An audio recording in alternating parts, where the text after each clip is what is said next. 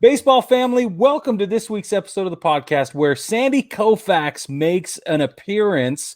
We're going to talk baseball playoffs coming up and also a whole heap of milestones right now. 9 Plus Us presents the Baseball Together podcast with your hosts Blackjack Brad and Kansas City Little Big Briggy Blue Eyes. And now, Baseball Together. Welcome back, baseball family, to another episode of the Baseball Together podcast. We are super excited you're here, as always. And I got Brad over on this side today. I did it right this time. It's very on exciting. Your left, Brig. Yeah, on my left, which I had to point. Anyway, don't worry about it. It's all inverted and it's complicated for those of you watching. For those of you listening, Brad is here. I am Brig. I am here. We're very excited to be here because there is a lot going on in the baseball world right now, and we need to dive right in to make sure we cover as much of it as possible. So let's talk about Chris Sale throwing his third Immaculate inning. Brad, tell everybody what an Immaculate inning is so we have the context moving forward. So an Immaculate inning is when a pitcher strikes out all three batters, gets all three outs by strikeout, and not just striking them out, but also on 9 pitches. 9 strikes them out. So that doesn't mean like the first 2, one guy fouls it off, and then the third guy grounds out. No, it's got to be 9 pitches, 9 strikes, 3 strikeouts. It ended discussion. Now, this doesn't happen as often as you would think, but I feel like there's been more this year than you would think. There's been quite a few, just a bunch of random guys doing it. But at the same time, it's seldom enough that it's a big deal, right? It is a big deal, and it's such a big deal to have 3 in a single career that we had to go all the way back to the man himself, Sandy Koufax, before we could find the last guy that did 3 in his entire career. That's crazy. That's insane to me that 3 of them, the only guys to have 3 ever, there's only 2. And 2. I wonder if it has something to do with the approach of either working the count, the ability of batters to foul a pitch off that they just flat out don't like, or I don't know. It's weird to think that there's only been 3 or 2 ever to have 3. It's crazy, yeah. But I think above all else, evidence that Chris Sale is back, right? Well, and I was just going to say that we went there for a while where he didn't show up, and whoa, there he is, and then he was gone, and it was this weird back and forth that honestly nobody knew what to do with. And there was always a caveat when discussing Chris Sale's starts, right? There was always this little like asterisk you had to use when discussing like who's got the mound tonight. Well, Chris Sale. Who are you going to face? Chris Sale. Well, I don't know, but this is evidence. Yeah, he's back, and I think Boston is very happy about it because it could not have come at a better time. With the playoffs coming and also having that terrible stretch that they had after the All-Star break. What was it, July into August, where they had the best record of baseball, and now they're holding on for dear life for a wild card spot. Yep. And I'm going to pull up the standings right now just so we can make it super clear. They are 2 games behind the Yankees for that wild card slot in the American League. So they're still making the cutoff. So they have the second spot, but the issue is that now they're 3rd in the AL East. Yep. And they're still battling for that spot because Oakland's not far behind. Oakland's only 2.5 back. Seattle, by the way, 4.5 back. That's right, 4.5. So it's going to be a tight squeeze. Hey. It's going to be a tight squeeze moving into October through September. Guys, ladies and gentlemen, baseball family, we have to announce that we are literally 30 days away from the playoffs. It is almost. We're going to talk about that actually a little bit. You leave me alone. Yeah, it's basically 30 days away. We're in the last month of the season. How's that, Brig? There you go. Oh, I love it. We're in the last month of the season. You the man. Check out the big brain on Brad. Oh no. Oh what? goodness. Okay. All right, let's talk about the Mets. Let's move on. Let's talk about the Mets. Okay. So the Mets have not played I well either literally because choked they're on my leading drink. they're leading the terrible NL East for a long time, right? Like the Yeah. Mets were on top of the division, looked like they were going to run away with it. Well, not so much anymore. They've gone on their typical Mets losing streak. They're Metting the bet, if you will, and the Braves have gone into first place. But the fans have taken exception to it. The fans have taken exception to the way the Mets have played, and they started booing the players. And Brig, why don't you tell them what the players did back this weekend? Well, they got mad, Brad. So they're using the thumbs down to boo the fans from the field. Yeah. And it's well, we all know the thumbs down thing in New York is like a thing, right? Yeah, so it is apparently a thing. But it started a couple years ago. For those of you that don't know, you should go look at it. Go look it up. It's a big deal. And when Todd Frazier was playing for the Yankees, it was an even much of a bigger deal. But it was now it's become its own thing. It's totally different. The whole culture has shifted. But only in New York are you going to see consistently booed players from their own home fans, and only in New York will they do it as soon as they get they'll do it in Philly fast. They'll definitely do it in Philly, and this is one of the things that I wanted to talk about with this is that the owner came out and said, like, the fans have the right to boo, which I think is right. You know, that the fans have the right to voice their displeasure, whether it's through booing or controlled heckling, right? Just don't throw things onto the field. Don't throw things and don't involve anybody's family or other things, right? Don't run onto the field. Yeah, that's stupid. That seems like it's been a thing this year. I know, like that's a lot. What's the deal? I don't know. I don't know either. But anyways, but at the same time, the players, if they want to, I think they can show their displeasure back. Like, well, we don't like that. And granted, like there's a quote that came out from Derek Jeter, I think it was in 01, 04, something like that, where he had said, yeah, they should be booing us because like his batting average actually dipped below 200 that very day. And he's like, I've been playing terrible. I should be playing better. And 2 years ago, Bryce Harper was getting booed in Philly. He's like, yeah, I deserve to be booed. I've been playing horribly. That's right. I forgot about that. But at the same time, like, I don't feel like you can boo a guy who is hustling, who you can see is trying. He just happens to be on a string of bad luck. Like, I'm a huge Javi Baez fan. I'm going to defend the guy. Me too. Like, I don't think there's many guys in the league who hustle more than he does. No. Panache. When he stops, like, swimming around tags and sliding around and everything like that, then boo him because you know he's not hustling, right? Yes. But in the meantime, it's like just a bad stretch for him. Francisco Lindor, on the other hand, has had a terrible year. Boo him. Boo that guy. Yeah, be great to boo him for sure. It makes more sense. Yeah. I don't know. I don't feel like you can boo the collective, but whatever. That's just me. But, no, I agree with you. But it is a team effort, right? And so I don't know. But they're booing in these particular instances, like whenever they see a certain player. And this is what's so interesting to me. Talk about like sociology, right? This is so interesting. Groupthink. They are booing. They've chosen Javi Baez as the target, right? Yeah. Now, is that because he's the new guy? I don't know. It's interesting. Is that because he's got so much style, there's maybe a target on his back? Could be, right? Is it because there's so much expectation for him to have done so well and bing, bing, bing? That's what I think it is. That's what I think, yeah. He's a victim of his own success, right? And so he is judged at an abnormal scale, right? There's a different level of expectation. So there are different levels of judgment. And that's just the way groups think. So what I think is unfair is that he's judged differently, but I also think it's unfair.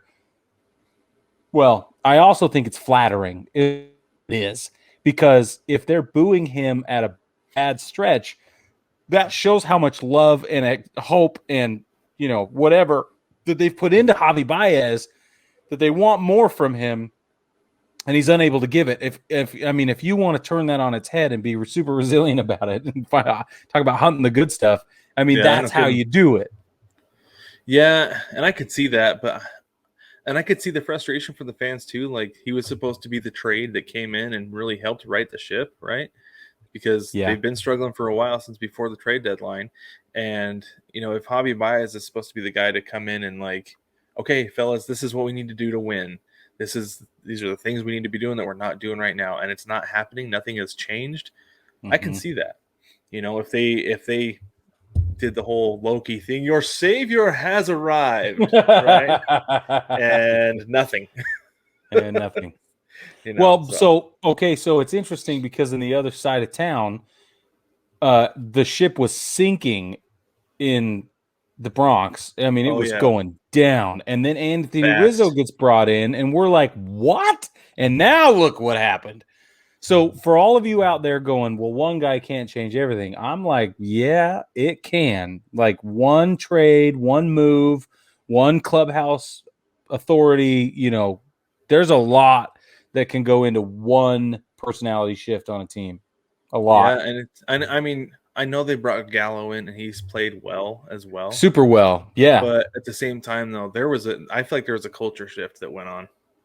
There was something about the confidence of that team that was changed when that trade was made, and it's been night and day. It's crazy. Do you know what I think it is? Can I just assert my opinion here?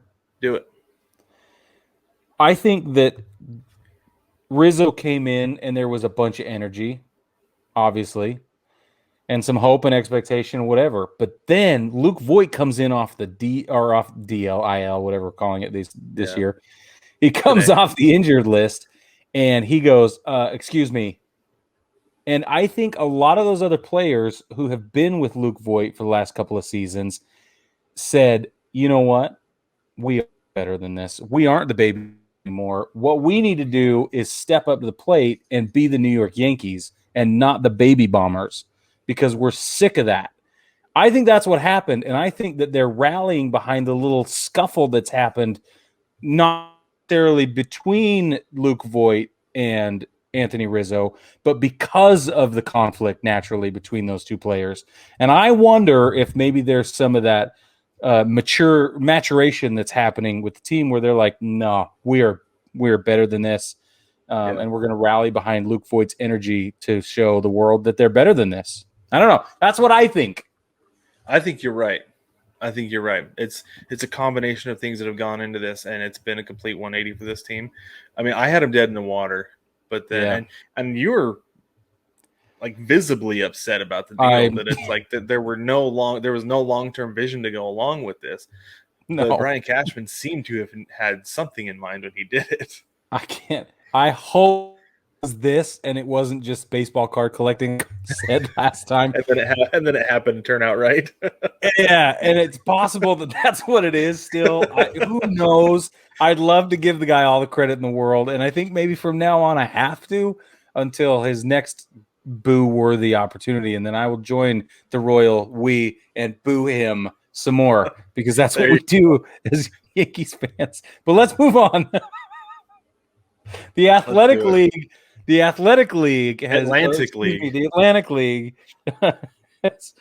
moved the mound back, and it is no longer 60 feet 6 inches. Now it is 61 feet 6 inches. So it's a 1 foot move back.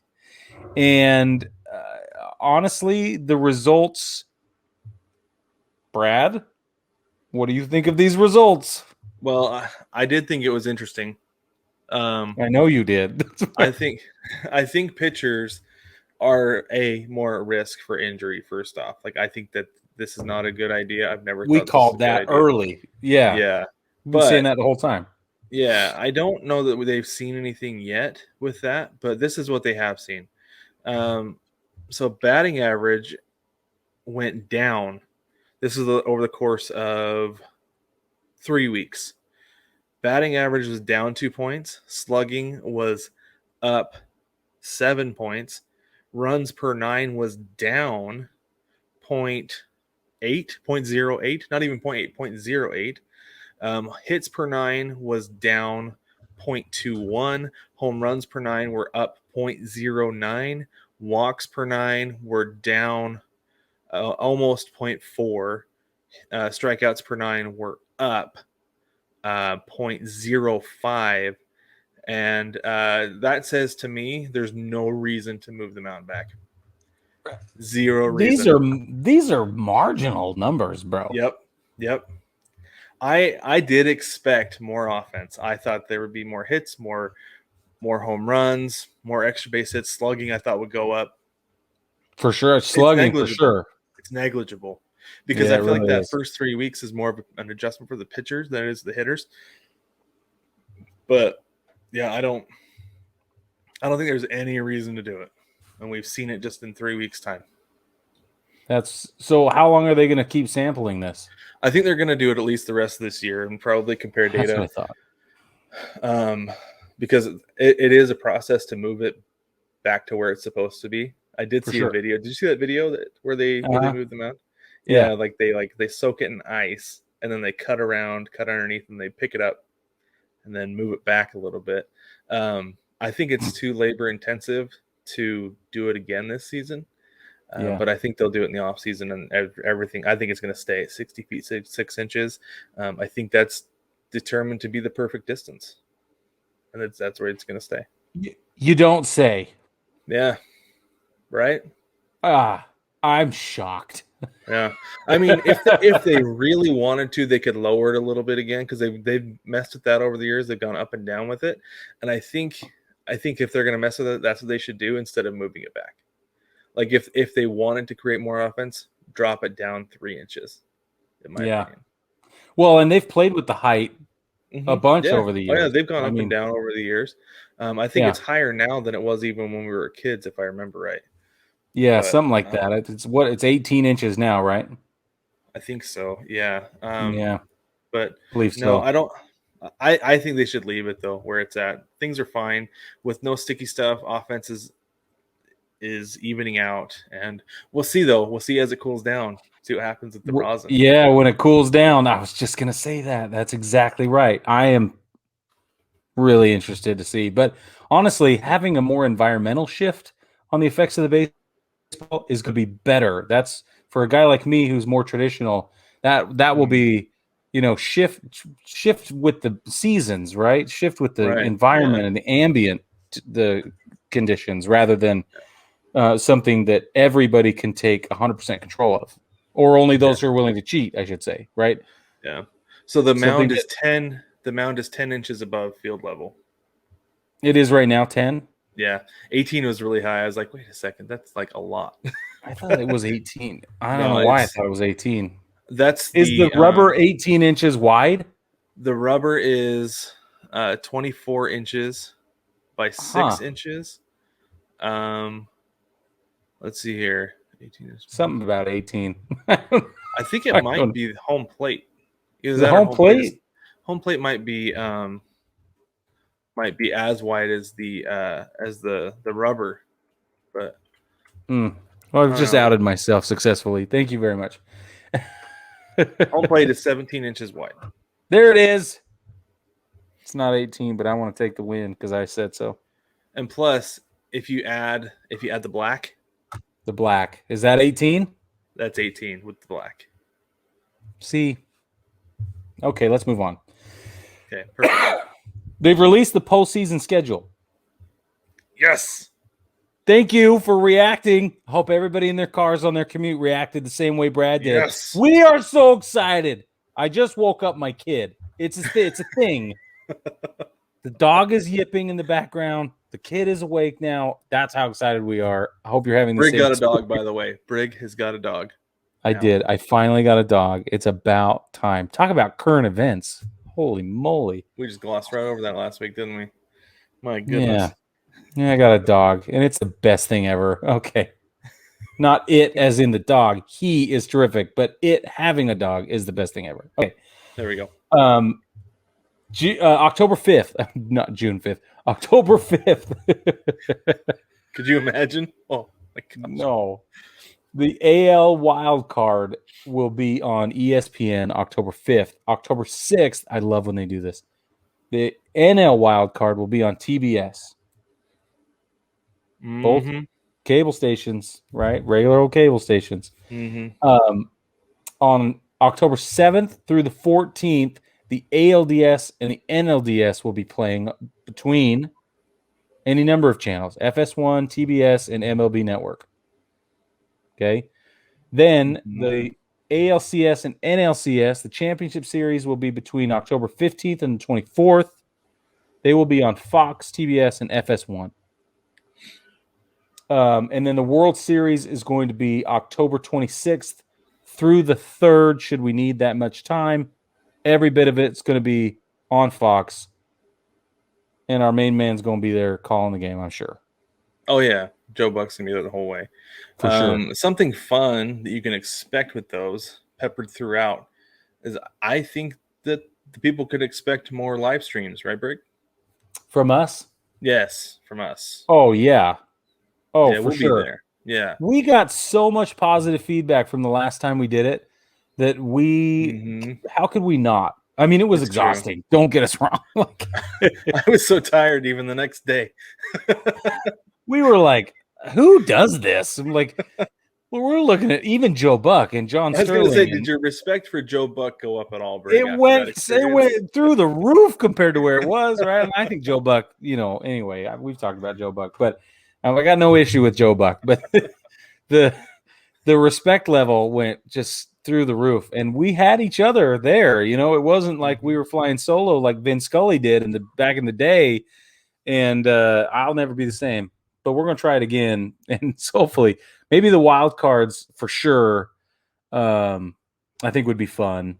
I think one of the wild cards. I don't know if I can do 2 days in a row. That's a lot, Brig. That's exhausting. It's a lot. Let's do the 5th. Should we do the AL wild card? Let's plan on the AL wild card because we could have one or both of our teams there. Which reminds me, Brig, that's something else we left off last week. As we have our little, I don't know if it's a wager or a challenge that we talked about. Remember? Oh yes. I forgot about. Yeah, we got to tell everybody about this. Okay, so this is ladies and gentle people. Ladies and gentle people, exactly. So we decided, since both of our teams are in the wild card hunt, whoever's team does not make it to the postseason, whether it be via wild card bid or division title, that person or people, could be both of us if the Yankees fall out of the race, will have to get a pie in the face. So this is the current wager at the moment. I guarantee you there will be others that will take place during the AL wildcard live stream as well. There will be odds, there will be shenanigans, and it will all be a good time. And this is the first little piece of content that goes along with that. Giveaways, all kind of stuff. We're planning all kind of stuff. So yeah, it'll be a regular hullabaloo. A hullabaloo. That's right.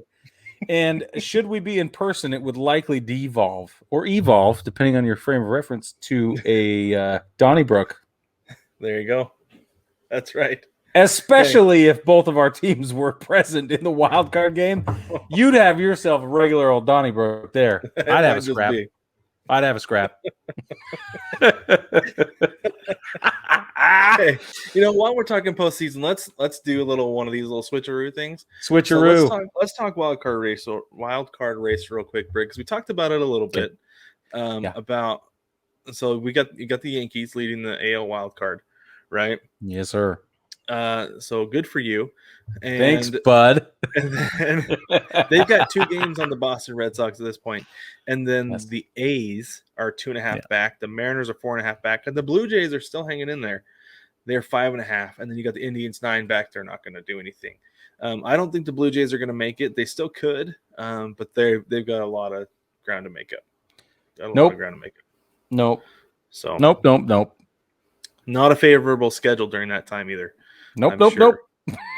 Okay, let's go over to the National League real quick. Yeah. You got the Dodgers, who are 82-49 and a wild card team. How about that? Only Can because you they're believe that? Just hold on a second. 82-14, and they're in first place for the wild card. They've got 12 games on the Reds. So real quick, Brig, with that. So they are only they're only like 2.5 games back of the Giants. 2.5. They're not out of reach. I mean, I know the Giants No, have been no, the no. best team in baseball all season long, but I wouldn't be surprised if they kind of faded a little bit down the stretch and the Dodgers pulled ahead. The Dodgers haven't been great. They've been kind of up and down, but that's a veteran team. Yeah. Right? And I know the Giants have veteran leadership. Don't get me wrong. They've got Chris Bryant. They've got Buster Posey. That's enough to lead a clubhouse, in my opinion. It is.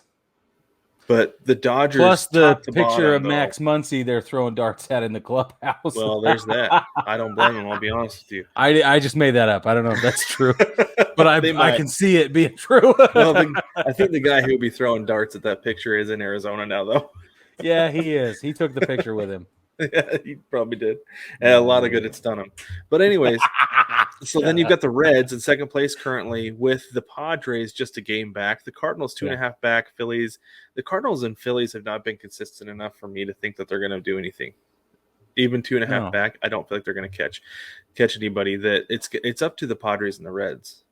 I think the Padres, if they figure something out in the next month, they're going to make it. Man, and they canned Larry Rothschild and everything. So we're going to see what happens after some in-house changes, deep in-house changes. I mean, pitching coach on the field every day. That's a huge influence. Well, so let me tell you something about the pitching coach here real quick, Brig. So I've watched the Rangers a lot over the last month because they've been playing the Mariners. Yeah. And I watched them a little bit yesterday. We'll get there in just a minute. But their pitching coach, I don't know what he says to his pitchers when he goes out there, but it works every time. He can go out there with the bases loaded with nobody out, and the pitcher will get out of it unscathed every time.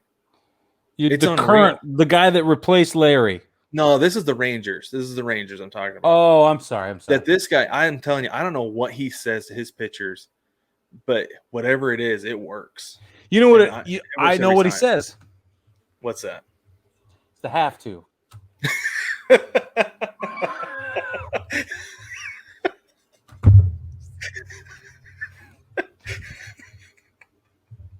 You have to. You got to have to. It's not complicated. I don't know. What the heck is he talking about? For those of you that don't know what the have to is, there's this terrific documentary. Yes. Yeah. Well, it's called Rookie of the Year. It's a wonderful documentary about baseball. And they explain the have to. So go out and watch it. He kind of explains the have to. Yeah. Well, it's the best explanation I've ever heard. Yeah, that's true. That's a good point. That's what he's coming out and saying. That's got to be it. It's the have to.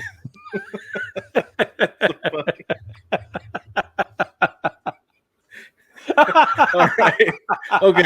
Okay. Now, before we go into break, real quick, I thought this was an interesting conversation break. So I said just now I've been watching the Rangers. So I watched the Rangers and the Astros yesterday, Sunday, while I was waiting for the Mariners to come on. And Yordan Alvarez hit the foul pole. Okay. Home run, hit the foul pole. Okay. I'm trying to set this up for you, Brig. Okay. Okay. So he hits the foul pole, and it's obviously a home run. Now, the broadcasters brought up an interesting point. They said, in football, high school, college, NFL, if you hit the upright and it bounces out, it doesn't go in the middle, it's no good, right? It doesn't just have to hit, it has to go through. And so what he said, because the ball hit the foul pole and then it went into foul territory. And so he said, how come in baseball, if the ball hits the foul pole, it's a home run regardless, rather than into the foul territory, it's a foul. Play it if it comes back in play, or a home run if it goes into fair territory. What are your thoughts on that, Brig? Well, if you hit a looping grounder and it hits the foul line just beyond the bag, it's fair. Right. I would imagine the same rule applies at the foul pole. But why? I know hit why. The line and it's fair. Yeah, exactly. So and here's the thing. I was trying to play devil's advocate, but knowing what I know You're about like, it, dang it. I can't, because it's But here's the reason why. Here's the reason why, Brig. This is the specific reason why. Because the foul pole is out of play. The foul pole. Why is the foul line not out of play, Brad? Because it's in the field of play. The foul pole is beyond the wall. Every foul pole, here's a visual description. Here's my cell phone. This is the wall. Every foul pole. I understand what you're saying. Yeah. Yeah. For They don't those of put you the that are foul pole listening, in Brad play. just showed me his finger. I did. We Let me tell you something though. I'm gonna take your argument and use it. Okay, so if Yeah. it's got to go beyond the wall Uh-huh. to get to the foul pole, it's a home run. Yes, that's the point. Is It that has to clear the wall. it's hitting the foul pole, which is an After object out of play after it has exited play. That would be like successfully. successfully. So it would be like hitting a ball at the trop, hitting the catwalk and then bouncing back into play, or hitting the bleachers and bouncing back into play. It's the same concept. It's Same just that thing. it's an established line right Yep. there that is out of play, and that if it hits it, regardless, like you said, if you get hit a blooper down the right field line and it barely hits the chalk, that's a fair ball. Fair ball. Yep. So there you have your answer, There you go. For those of you that were worried, or at all confused. it makes sense. I thought it was an interesting conversation for No, it broadcasters is. to have, that they weren't, I don't know, aware of the placement and the rule or something, or maybe they were just having conversation. I don't know. Either way, Well, there's a lot of that. There's plenty of that going on, and it's totally Yep. okay. It is. And Well, on let's that take note, a quick break. Yeah, let's take a quick break. And when we come back, we're going to get into some milestones. We've got 10 or 11 milestones that we've been reminded of because of Miggy, and we want to get into those next. Take me out to the ball game. Take me out to the crowd. Buy me some peanuts and Cracker Jacks. I don't care if I never get back with me. Root, root, root for the home team. If they don't win, it's a shame. For it's 1, 2, 3 strikes, you're out at the old ball game. Shop kids' baseball shirts at 9pluss.com.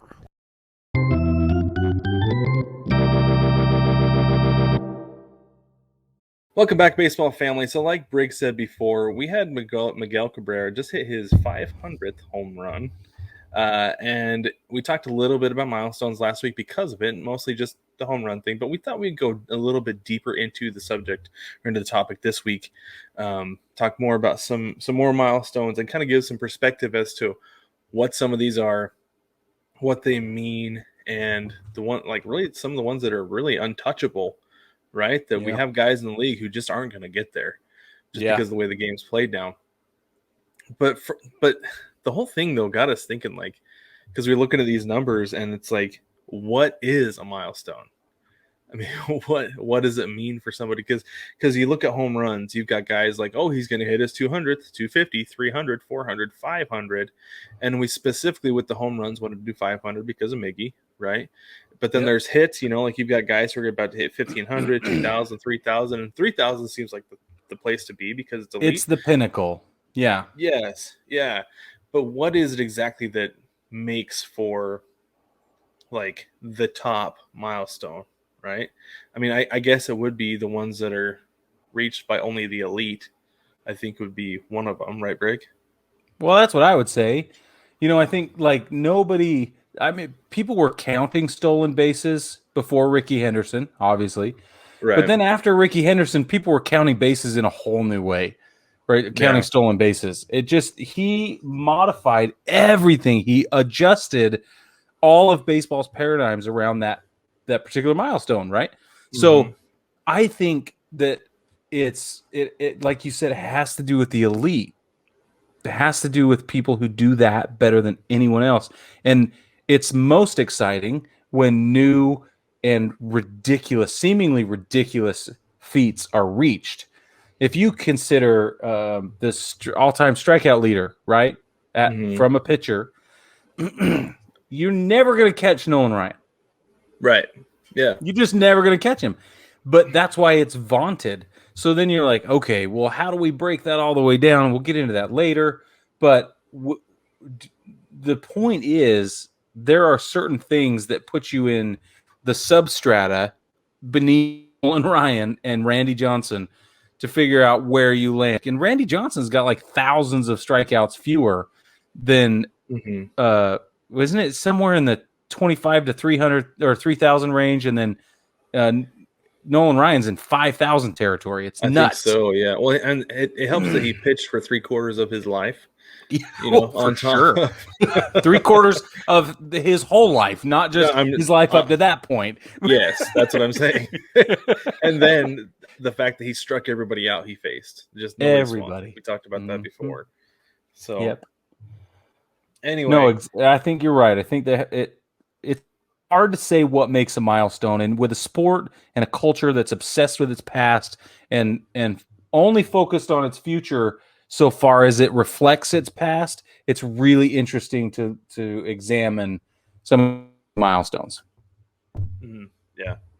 Yeah. So let's start with hits. Let's get in here with hits. So first we have the 3,000 hit club.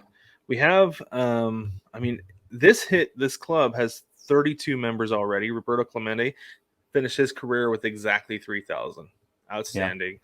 Yeah. I think it's one of those things where it's like, I'm glad that he got that last hit, right? Because he needed to. He deserves it. He does. But you've got guys like a lot. Like Tony Gwynn, obviously. Alex Rodriguez. Ichiro is there for sure. We've got Pete Rose at the very top with 4,256 hits. But the next guys, Miggy Cabrera could get it this year. I don't know if he's going to. He'd have to have a pretty good September because he's got 2,961 career hits. 39 to go. So I think if he doesn't get it this year, I mean, obviously he'll get it in like April, like day 2 next year probably. Because he's going to be that close. Yeah, he is. One of the best hitters of this current generation. And so that's a big deal. The active leader, actually, now that digressing for just a second, is Albert Pujols with 3,295. So you can take him off the list as far as guys who are coming up next. But behind Miggy, active, next is Nelson Cruz. He's got 1,886, and then Elvis Andrews, 1,841. So Nelson Cruz is 41 years old. He's not going to get it. He might get to 2,000. It depends on what his career looks like next year. Maybe. Because he was kind of a late bloomer. He got busted for PEDs, so he had to miss most of a year for that. So that there's a lot that goes into Nelson Cruz, but Elvis Anders is actually younger than I thought he was. Turns out he's 33 years old. Seeing him in green in Oakland made me think that he was like 36. 37 even. Yeah.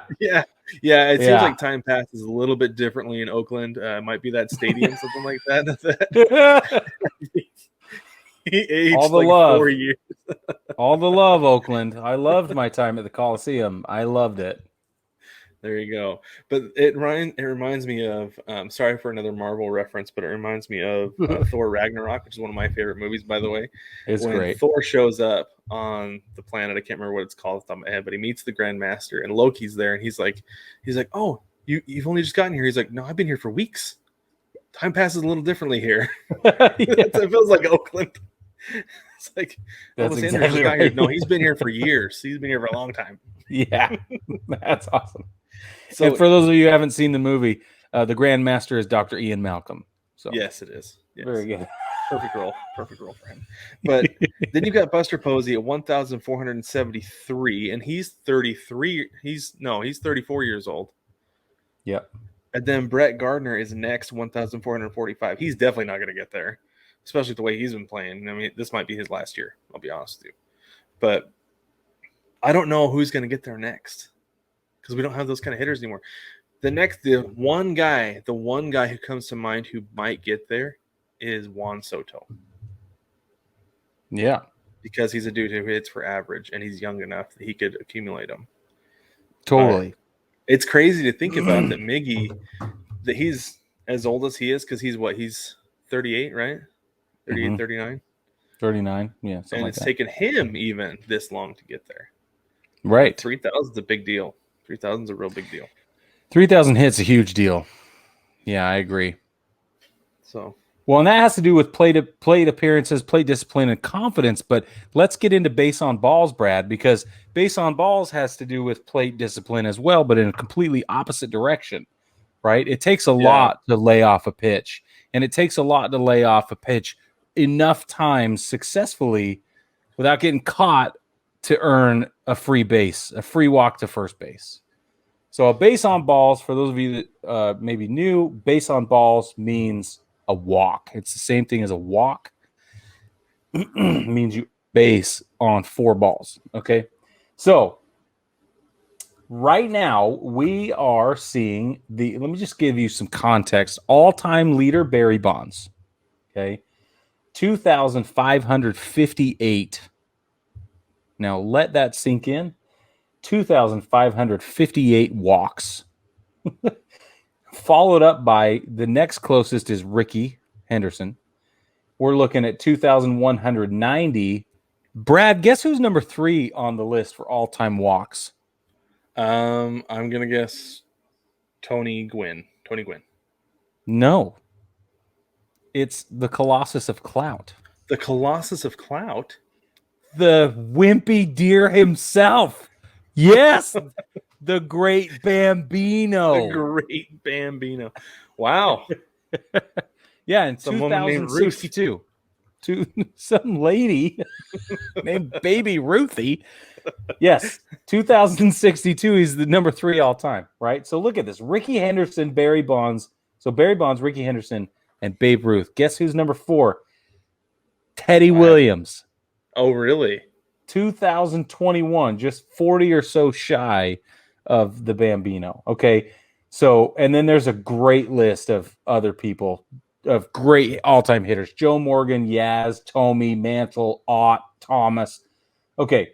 So let's talk active ball players right now. We're looking at the next available milestone is 1,500 base on balls. Okay. And that's going to be Albert Pujols is the one hunting that one. He's 157 walks away from getting there. Now, I don't think he's going to get there, to be honest. I don't think he's going to get there. So far this season, he's racked in, where is it? 9. 9? 9 in 2021. 9 times? Guess how many he had when he was in that? Now that's with his time in LA. Okay. LA. He hasn't been in LA that long. No, technically speaking. Correct. Now, when he was with Anaheim, guess how many he pulled in during his time with Anaheim? He didn't play a whole lot, so I'm going to say less than 20. 3. Whoa. 3. You serious? I'm Just not 3? kidding, dude. So he has 12 walks this year. Okay. In 2020, guess how many he had? Put this in your prayer and ponder it. Well, so he probably played like 39 games in 20. Okay. 39 games. 5 walks. I'm going to go 5. 9. Okay, so let's go back to 2019, 131 games, which is, I think, respective of his later years' average season numbers for base on balls. We're beating this horse dead. 27. 43. Well, okay. 43 in 2019 out of 131. The thing that's crazy games. about those is those are all pretty proportionate. They are. He's consistent this year. Yeah, he is. He's consistent. That's why I'm like 157. If he can stay healthy and stay in the game, if they'll give him plate appearances, he might get it in 3 seasons. Well, he doesn't have 3 seasons, but he's not going to stick around 3 seasons. That's what I'm saying. Yeah. No, okay. So now chance. guess what? There's nobody else hunting 1,500. The next closest milestone is 1,000, and there are only 2 guys in the hunt because the next closest is in the hunt for 500. Seriously. Albert Pujols is on track to, or, should he remain healthy? He's hunting 1,500, right? He's hunting 1,500. Yeah. Andrew McCutchen and Mike Trout are the only 2 guys in line for 1,000. That's it. I think Trout will get it. The next guy is Jed Lowry, who needs 16 more to hit 500. That's the next guy. You believe that? You talk about launch angle and hitting for average, or going out the window, and now we're all focusing on home runs. People are not taking strike, or they're not taking the balls. They're swinging away. Pitches. Okay, which brings us, Brig. That I'm going to take that opportunity. Perfect segue to strikeouts. Now, we would consider this a dubious honor, right? To be the major league leaders in strikeouts. It's a Razzie. Yes. It is a little bit of a Razzie. But guys right now they don't care too much about striking out. They're just like, I got up there, I swung as hard as I could, and didn't work out. Right. But this is the thing. So this is the problem that we have, Brig. The fact that strikeouts are up so much is the problem that baseball has right now. And the active leader in strikeouts is Justin Upton with 1,946. Okay. So he has 54 more to go to reach 2,000, which would be the next mark. And really is like the benchmark there, the milestone. You got Reggie Jackson, who has 2,597, Jim Thome, 2,548, and then and then you got Adam Dunn, Sammy Sosa, Alex Rodriguez, Andres Galarraga, and then Justin Upton. Everybody above Upton has 2,000 or more, and those guys I would consider them all power hitters. It was they were going to strike out a lot. Like during the 90s, the power hitters struck out a ton, which was fine. But this is the thing, Brig. The next guy in line, the next active person in line is Miguel Cabrera. 1,911. So he's got 89 to go before reaching 2,000. And if he doesn't play next year, I don't think even playing next year, I don't know if he'll get it. I don't know if he'll reach it because he's not a guy who strikes out. I was actually surprised that he was this high on the list. And I think it's just longevity, because they always talk about how he's a guy who just doesn't strike out, and the fact that he's that high. The next guy in line is Chris Davis. He's retired, and we all know what happened there after he, whatever. But then you got Joey Votto. Yeah. So then you go down to 1,500. Got Joey Votto, 1,461. Another guy who you don't think strikes out often. Nope.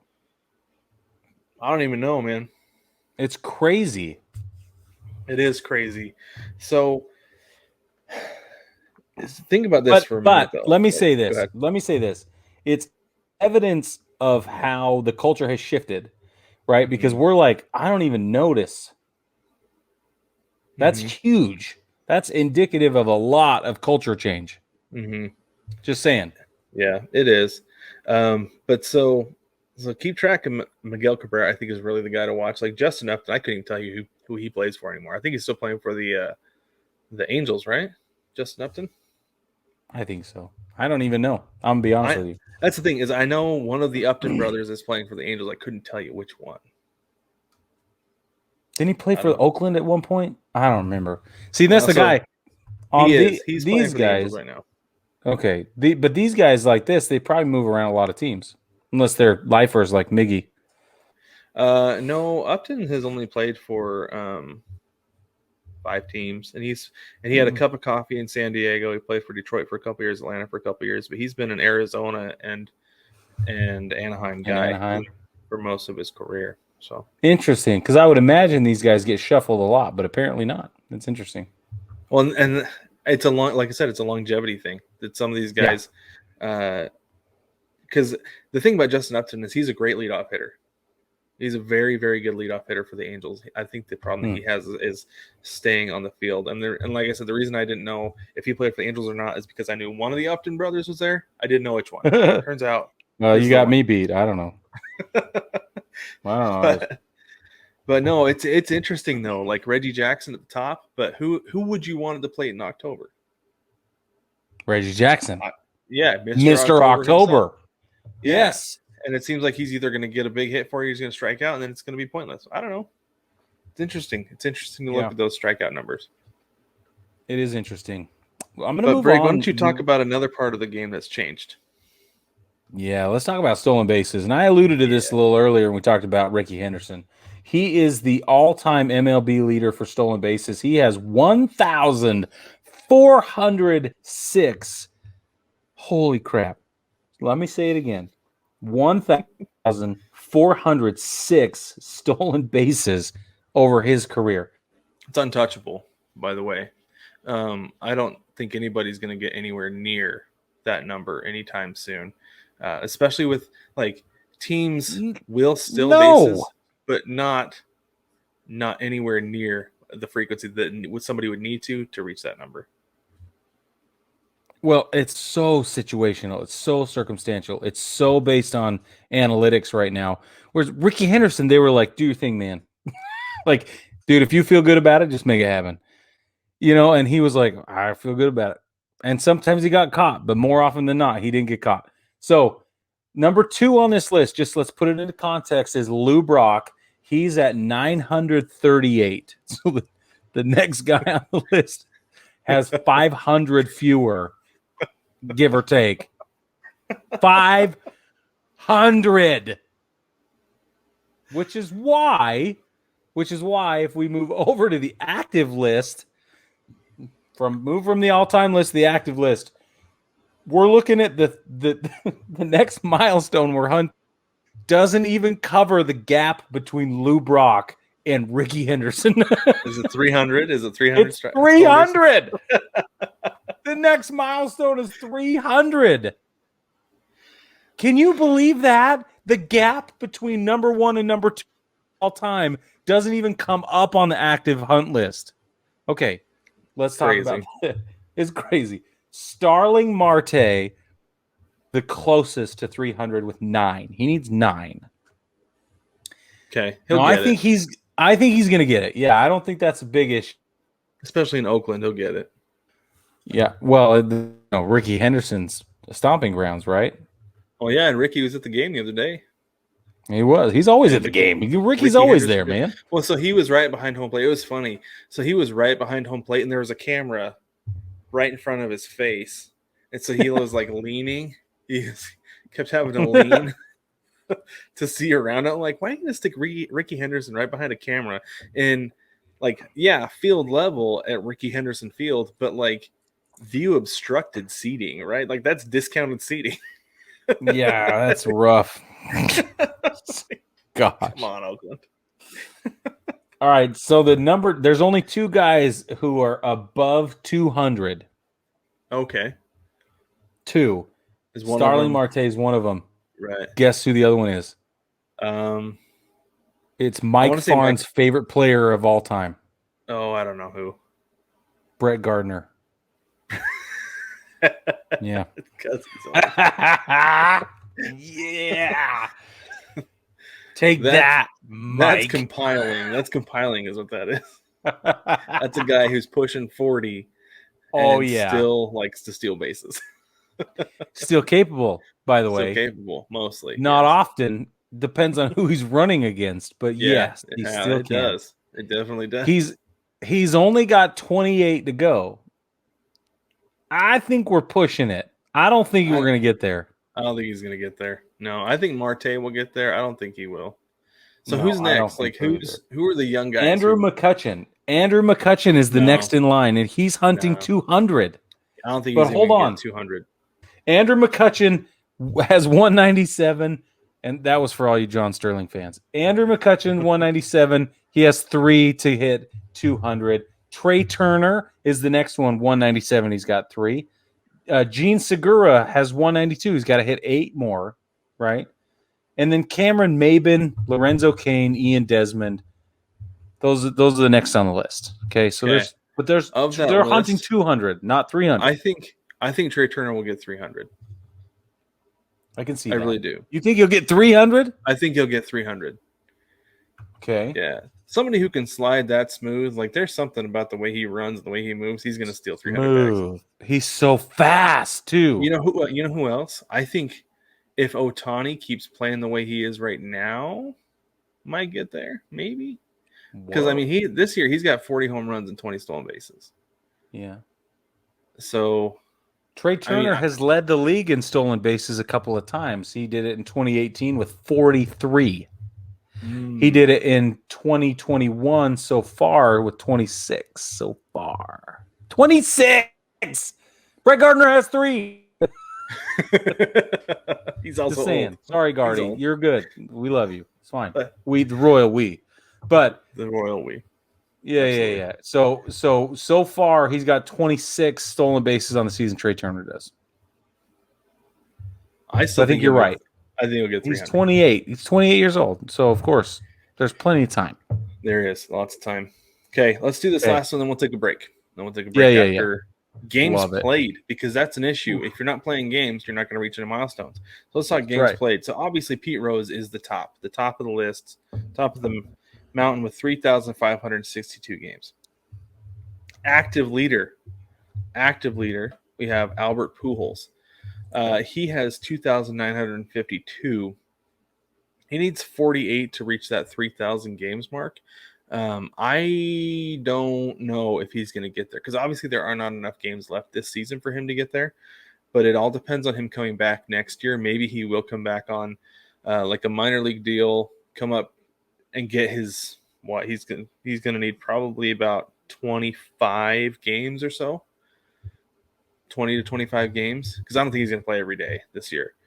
So maybe get those games and then call it. I don't know what he's going to do. I don't necessarily know what his plans are. His wife said that he's retiring after this season. He said, "No, I'm not. I'm not retiring." Yeah, right, exactly. So we'll see. We'll see what happens there with Pujols. He could get there, but the next guy in line is Joey Votto with 1,873. Yeah. So he's pushing for 2,000. I don't know that he's going to get there. Then Nelson Cruz is right behind him, 1,854. He probably won't get there because we've seen, like, I'm telling you, man, he has not been good in Tampa Bay. Not been good, not been playing. I think he was on the COVID list for a little bit. It's been a rough go for Nelly in Tampa Bay. And then you get down to, like, you've got guys like Alcides Escobar, Ian Desmond, Dexter Fowler, Kyle Seager, who are in the 1,400s. Kyle Seager is 33, and he's not going to get 3,000. He probably won't get 2,000, to be honest with you. Right. And he's the veteran on the Mariners team. He's been with the club for his entire 10-year career, and he's missed a little bit of time with injury, but mostly he's been there. Yeah, you know, like he's been around. He's been an everyday guy, but it feels like guys' careers either A, they don't last long enough to get there, or B, because of days off, those numbers are chopped down. Because that's the thing, is that, you know, that wasn't something we saw. There's a reason that that Cal Ripken was able to set the Ironman record, right? Because he never took a day off. Now a manager would be like, "Cal, we need you to sit down. You know, we need you to take a break." I don't care what you say. Yeah, but he can't. He's not like he can just run out there and play. You know, no. So if they're benching him for a day just to give him some rest, he's gonna have to sit for the day.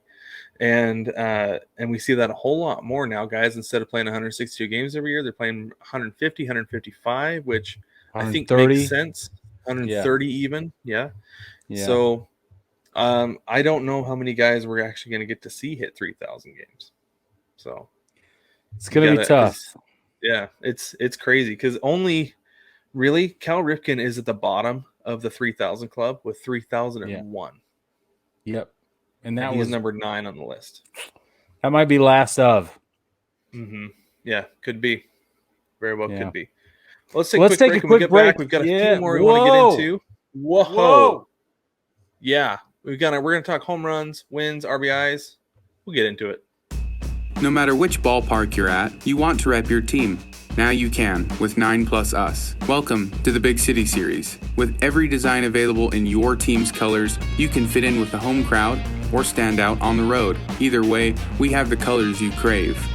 Shop the Big City Series and find designs that rep your favorite baseball podcast, cheer from the cheap seats, and much more. Shop the Big City Series only at 9plusus.com.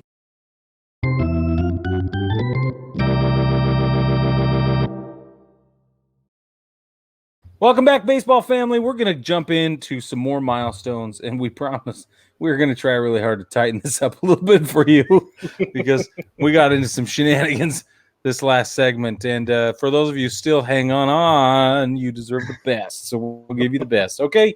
So it's my turn to talk about innings pitched.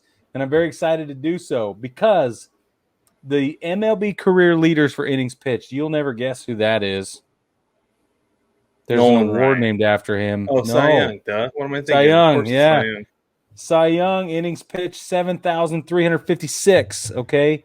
Sit down. The next guy has 6,003. No big deal. Yeah. All right. So let's move. We're going to move on over to, and Walter Johnson's number 3, by the way, in case you were wondering why. Nolan Ryan's number 5 on the list at There we go. 5,386. Number 5 all time for innings pitched for Nolan Ryan. Gaylord Perry is just shy of him by about 36 innings pitched, by the way. That's pretty interesting. Okay. Mm-hmm. There are a number of milestones here. We're going to leave it to 3 and 2,000. 3,000 and 2,000. First is 3,000. Okay. 12 innings away from 3,000. I feel like is very close. It's very, very attainable. 12 innings. We're looking at Justin Verlander. Not this year, it's not. No. But I still think it's attainable. It is, yeah. 12? Attainable. Come on now. Well, I mean, he hasn't pitched this year, so I recently. know. So I don't think he's going to get it this year. No. But it's attainable still. Yes. He's old. But he's not as old as the next guy. Okay. John Lester. Oh, wow. Okay. John Lester, I think, I love John Lester. Do not get me wrong. But he just doesn't have that much time left. He's to obtain 3,000 innings pitched, he needs 300.7 innings. He's not going to get there. He's not going to get there. No. He's not getting 300 innings pitched. The next guy on the list is Cole Hemmels. Also needs 302 innings pitched. No. I don't think he's going to make it. No. I don't think so. He's got 2,698, and he's behind John Lester by 1 inning. 2,699 is John Lester's number.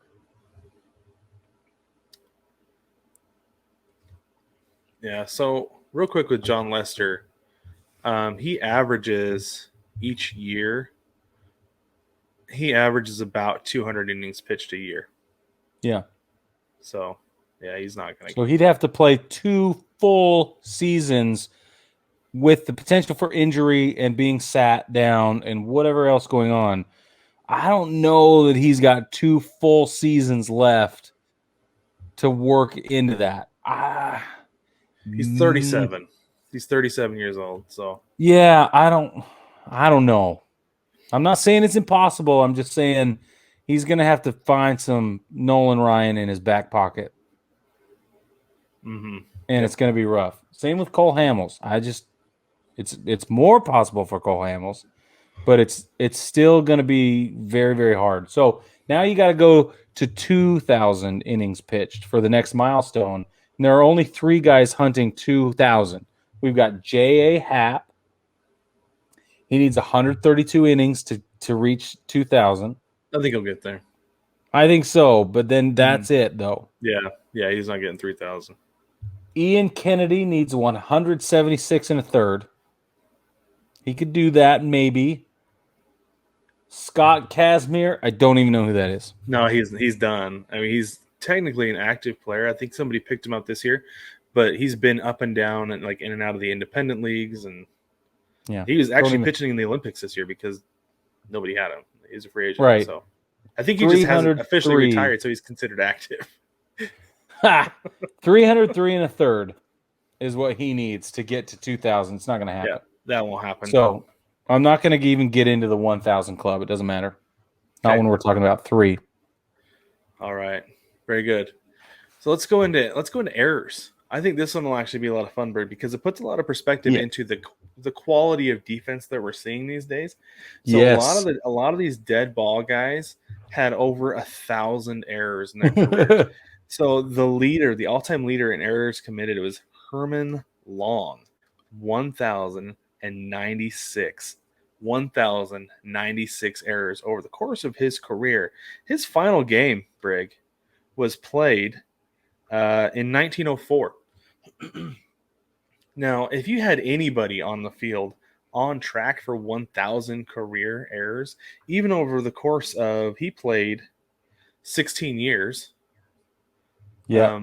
He would get booed out of the stadium. We talked about getting booed earlier. Yeah, he would get booed out of the stadium now because we're seeing defense played at such a high level. The current leader in errors committed is Evan Longoria with 149. Now he's got one more to reach the 150 mark, 150 milestone. But for him to crack even the top 250 list, he would have to double that amount over the course of his career, which he's way too good defensively. He doesn't have that much time left in his career. He's on the second half of his career, which is fine. But he would have to catch Chicken Wolf and Chick Galloway, who each have 304. And I am of the belief, Brig, that this is the same person, and he had 304 errors committed. He said, I'm not. There is no way I'm catching Herman Long.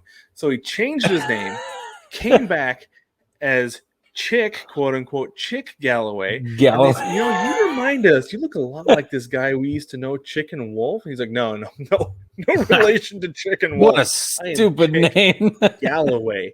Please. I'm not named after some wimpy fowl. No, I am Chick.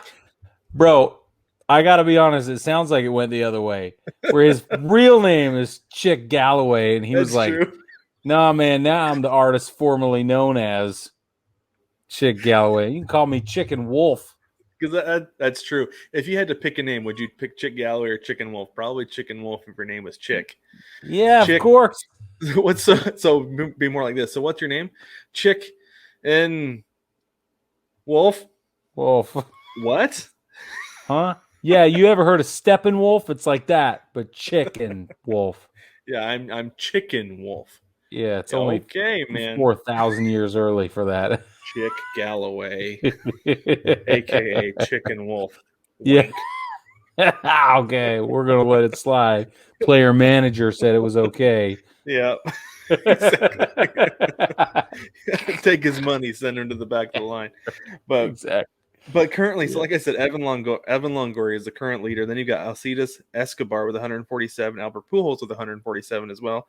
As Drew Cabrera, who just got DFA'd, had 144, Brandon Crawford 143, Gene Segura and Kyle Seager and Jonathan Villar all have 135. Now, I know for sure Kyle Seager has one Gold Glove.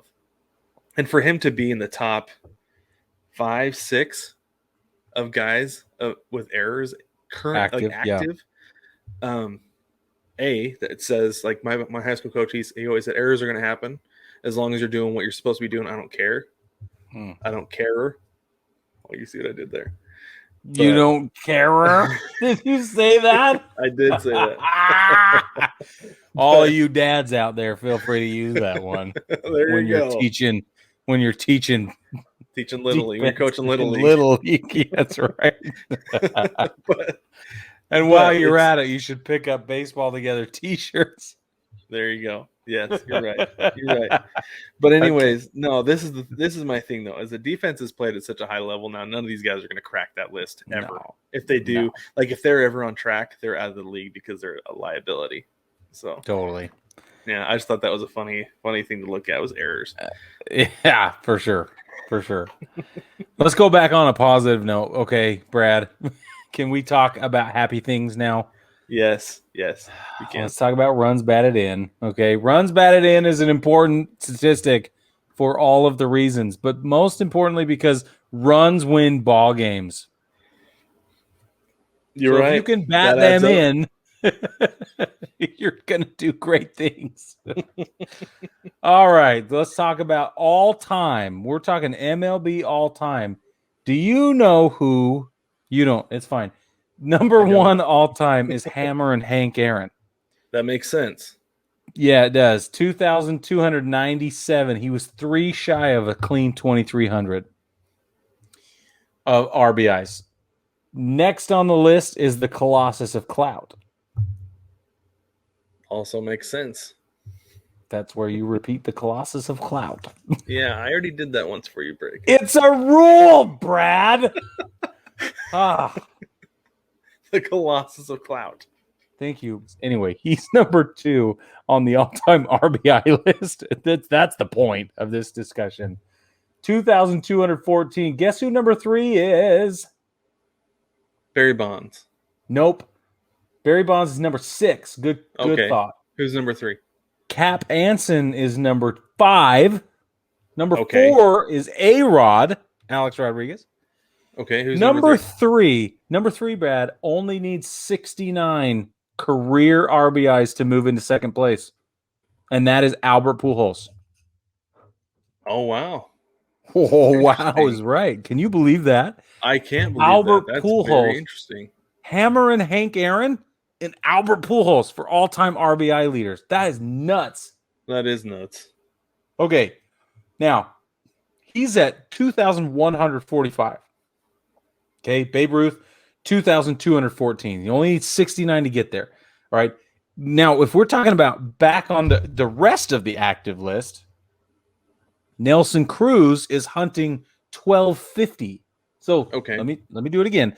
Albert Pujols, 2,145. Nelson Cruz, next closest guy, who's in search of 1,250. That's crazy. It's crazy.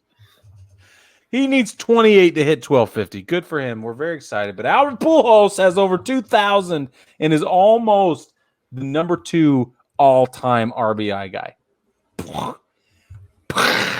My brain literally exploded. Literally exploded. Okay, Wow. let's go into wins by pitcher. We'll end on this one. This will be the last one we do. Okay. Okay, It's just so- too exciting to handle. It is. It's so exciting. So the all-time wins leader. I mean, we all know who this is, right? Yeah. He's also the all-time loss leader. Same guy. Shush. I just it's Keeping it interesting real. to me. You got to keep Keeping it it real. 100. You know 100. You know how we do around here. So it's Cy Yeah. Young with 511. Okay, Right. now our current active leader is John Lester with 197. Now, Brig. Ooh. Yes. Yes, Brad. Do you remember when Roger Clemens hit 300? Yes. That was a huge deal, right? Oh, yeah. Such a big deal. And right Yep. now we have Randy Johnson was the most recent pitcher to hit 300. He's got 303, Tom Glavine 305. And let's see, Roger Clemens is number 9, speaking of which, with 354. John Lester has 197. Now, with the way they use pitchers, I don't think we're never going to see another 300 win pitcher again. Nope. Because unless they change the requirements, hardly anybody's pitching that long. Barely anybody gets through the 5th inning now. Because if Justin you have- Verlander, who's not even playing this season, is one of the only ones that ever does it anymore. And that's one of the things that's crazy is like Marco Gonzalez for the Mariners has gotten through the 5th inning several times this year. He pitched a complete game, which is a big deal. Which is a big deal. It now. is a big deal. Yeah. But even then, though, like if they have a rough second inning, it takes 25 pitches to get out of there. Yeah. Your outing was shorted from like 7 innings to 6 innings right there. And then if you have any trouble in the for 5th, sure. you're done. Dude, Done. most starting pitchers, once they hit like 80, the clock is ticking. 80 I think pitches it's total? 100. I think it's 100 pitches, and then it's like finish the inning if it's possible, but definitely That's finish right. the batter, and you're out. Right. there. Well, that's what I I'm think they're saying. hoping Once they you hit guys to 100. 80, everybody's like on the edge of their seat. That's when the manager's got his foot on the, at the top step, and he's hanging on that railing, like waiting to see what's going to happen once the pitcher hits 80. The bench coach is over But the you're stand on right. the phone. Make the call, Skip. Yeah. Make the call. Make the call, Skip. That's right. But you're right. Once you hit 100 pitches, unless You're your done. name is Garrett Cole, Jacob deGrom, Justin Verlander, And Jacob can deGrom, you I think, don't know how much he's going to go anymore. 'Cause he's right? been But can dealing you with that think of elbow anybody issue. else? Who else fits that category? Zach Greinke. Masahiro Tanaka did. I think Zach Greinke. Zach Greinke, very good. Yeah. I think Um, Chris Sale maybe could get back to that. I don't know if they're going to let him. I don't I'm think just they're gonna saying let him. he could. What The about only way he could is he talked about teaching himself how to throw with his right hand while he was in rehab. That's the only way I could see him getting up to like 120 pitches again. what about 'Cause- Max Scherzer? Yes. He's the guy. And Clayton Kershaw. Clayton Kershaw. Yep. Maybe Madison Bumgarner. Maybe. But the thing is, though, he's got to be better if he's going to get there. He can't be doing it. Yes. He can't be pitching the way he has been and still No. get up over 100 pitches because there's no reason to keep him in with the way he's been pitching. But look at us digging. Now we're digging. We're like, I don't know. The first handful of names, 3, 4 were easy. Now we're like, well, it's not Jake Arrieta. You know what I mean? It's Yeah. I'm sorry, it's just not, right? So Yep. and there are other guys like Giolito is, I don't know. Do they keep him in long enough? I don't think I haven't so. watched the White Sox they- long enough they to know. might. I mean, it's Tony La Russa. He might be like, your arm's still attached to your shoulder. You can throw." Fine. That's exactly right. Oh, just put an F on there and let me go home. Exactly. Yep, for sure. But baseball family, let that's us know what great. you think about these milestones. Are there any that you would like to hear? I mean, we did leave some out for the sake of brevity because we're in the whole thing. But let us know if there's any that you actually want us to talk about sometime. You can dip into the mailbag. You can tweet us at baseball2gether. Just get in touch with us. Let us know if there are any you want us to talk about or any of your thoughts on some of these. If you have somebody who you think might be the next in line to reach them, that would be fantastical. No doubt. Don't forget to jump on the shop at 9plusus.com. Every week we plug it. It's NINEPLUS, US.com, 9plusus.com. This hat that I'm wearing, for those of you watching on YouTube, is forthcoming and is yet to be released. I'm very excited about it. I will tell you more about it later. But obviously, Brad and I are both wearing our Baseball Together t-shirts. They come in every single team color with alternate opportunities so that you can wear your kids' Little League team colors without actually repping the team you absolutely hate on the field. But you can still be on the team and a member of the volunteer coaching staff or the official coaching staff, whatever kind of parent you are, and rep the team, rep the club, help support your kid. But also, you do not have to wear pinstripes if you don't want to. You do not have to wear the Yankees logo. Big deal or in whatever. our house. It's a big deal in Brad's house. Actually, that's where I got the idea. Baseball family, that's where you get it, 9plusus.com. And don't forget to jump in the mailbag. Like we said, send us your questions, comments, concerns, snide remarks, whatever you want to send our way. That you can find that in the link. There's a link to that in the description of every episode, as well as on baseballtogether.com. Up in the nagravation. I like to call it aggravating. Yeah, I call it aggravating sometimes because it's aggravating. It can be, but there's a link to the mailbag up there. Send us your stuff and subscribe, rate, and review the podcast. We'll get out of here and we'll catch you next week.